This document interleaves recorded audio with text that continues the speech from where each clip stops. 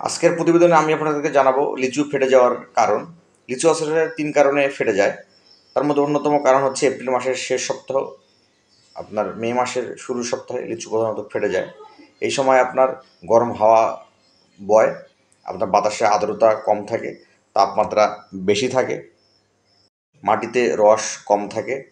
এই সময় আপনার লিচুর ভিতরের পাল্পটা বৃদ্ধি পায়, যার ফলে আপনার বাইরের অংশটা ধরে রাখতে পারে না, লিচু ফেটে যায়। এই সমস্যা থেকে পরিত্রাণের জন্য আপনারা অবশ্যই মাটিতে নিয়মিত সেচের ব্যবস্থা রাখবেন। তারপর লিচু ফেটে যাওয়ার অন্যতম কারণ হচ্ছে লিচুর মাকড়। মাকড় হচ্ছে উপরের কোষ তথা সেলগুলো নষ্ট করে দেয়, সেলগুলো খেয়ে ফেলে, যার ফলে সেলগুলোর বৃদ্ধি হয় না। সুতরাং সেই সময় আপনার ভিতরের পাল্পটা বৃদ্ধি পাওয়ার ফলে উপরের সেলগুলো যখন ধরে রাখতে পারে না, সেই সময় লিচুটা ফেটে যায়। এজন্য মাকড়ের সমস্যা থেকে পরিত্রাণের জন্য আপনারা ব্যবহার করতে পারেন স্কোয়ার কোম্পানির টক্সিমাইট 1.5 ml প্রতি লিটার পানির জন্য। আরেকটা কারণে লিচু ফেটে যায়, এটা হচ্ছে আপনার বোরনের সমস্যার কারণে। এই বোরনের সমস্যার কারণে লিচু ফেটে যেতে পারে। তাই আপনারা বোরন সমস্যার জন্য ব্যবহার করতে পারেন স্কোয়ার কোম্পানির বোরোসল 1.5 গ্রাম প্রতি লিটার পানিতে।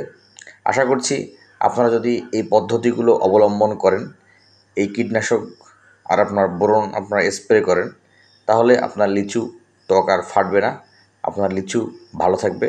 সবাইকে সালাম, শুভেচ্ছা জানিয়ে শেষ করছি। সবাই ভালো থাকবেন।